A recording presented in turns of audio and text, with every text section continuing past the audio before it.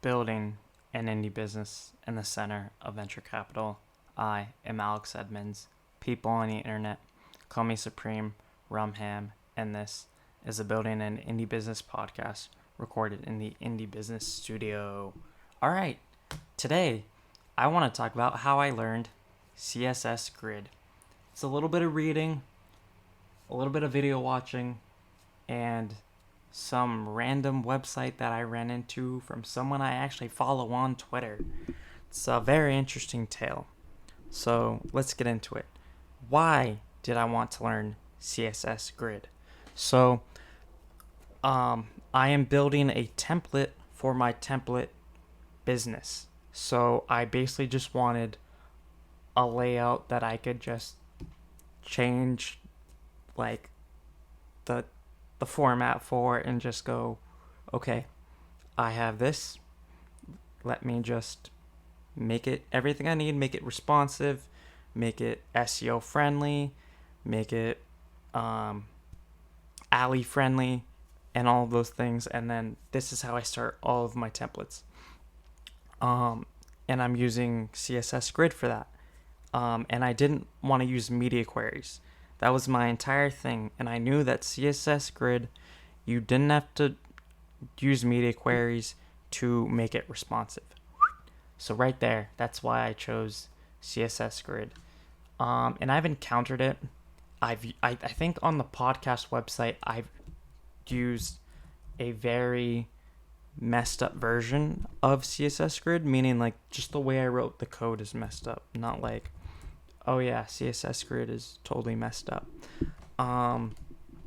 So yeah, I am familiar with CSS Grid. I am just not familiar with how to properly use CSS Grid. So how did I actually learn CSS Grid? You're asking yourself at this point. That's a great question. Right now I'm checking the code of the website to see if I actually used CSS Grid. We're about to find out. So yeah, I knew it existed. I used it on websites before, but I didn't actually know how to use it. So how did I learn? Great question. The way I learned was I went to YouTube and I looked at every person who I know does programming videos, and they did not teach me how to do CSS Grid and make the website responsive without media queries. So that continued my search. And then I went to dev.to, and I think I searched on the website like responsive CSS Grid, and some stuff came out. And I did not want to do something. I didn't want to like write out, oh, this is the header, this is the body, this is the footer. I actually wanted to like learn how to program it, right? So I found I found an article that helped me learn grid template columns and grid template rows and the repeat function and how to properly use them.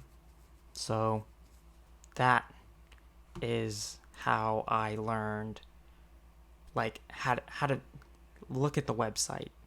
And then I think I googled like CSS Grid generator or something.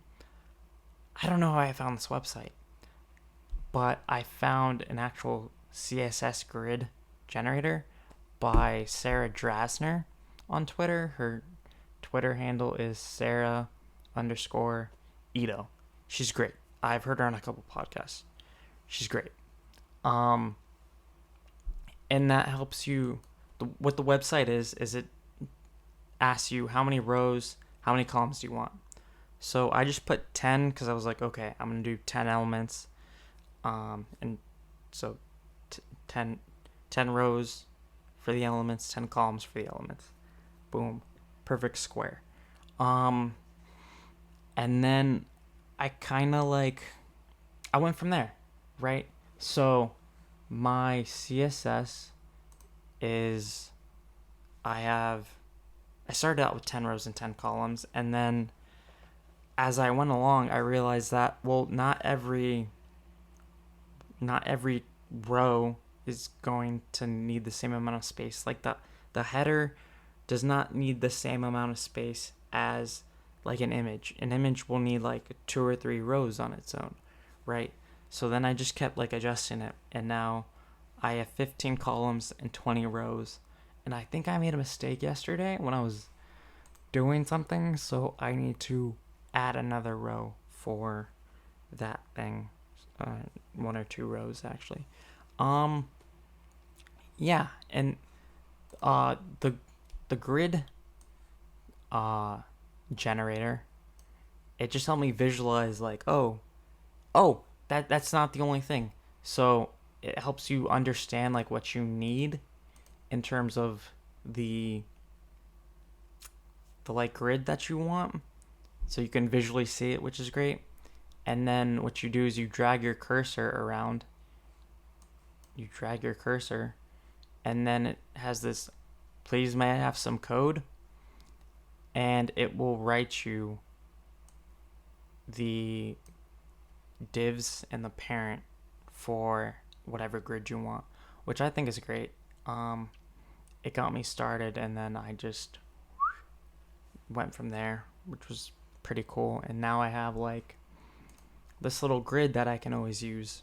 So like the header, the footer, the image opener, button, then everything else that the website I'm looking at needs.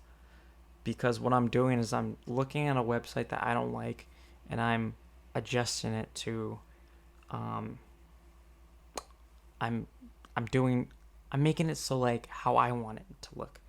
And so I will always just use this template with all the assets structured as the starting point for all new templates that I have. And then I can take this and I can make it for PHP, JavaScript, Shopify, Liquid, Shopify's language. And then I just have like a basis of what I need for other websites that I'm building. Yes, that is CSS Grid for you. That's great. Yeah, so basically just use the repeat function. Yeah, grid template columns, repeat, and then grid template rows, repeat. Yeah, I could make it a perfect square, but then I have to adjust all the grid areas. Oh yeah, that's the other thing. I've learned how to do grid areas. I didn't understand like what the slashes meant, like what the numbers meant, or like what confused me was I thought it was just like grid row start, grid row end, and then grid column end start and grid column end, which it's not. It's flipped around. You start both of them and then you end both of them on the same side. So yeah, that's what I've been working on. I will do another episode on the specific template once I'm done with it. So thank you for listening. Have a nice day. Bye.